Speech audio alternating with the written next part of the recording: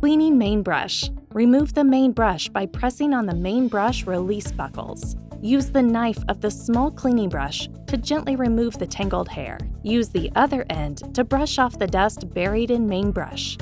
Cleaning side brushes. Remove both side brushes. Use the small cleaning brush to dust off the hair and debris on both side brushes.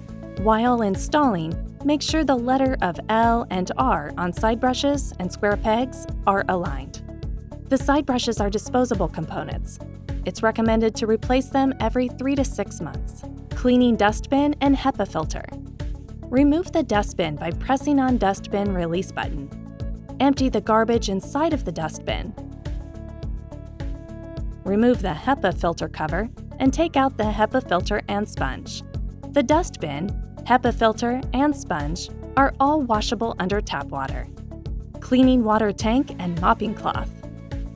Remove the mopping cloth and wash it under tap water individually. Cleaning sensors. For regular maintenance, please use a dry, soft cleaning cloth to wipe the sensors of the robot. Don't forget the 3 clip sensors at the bottom of the robot.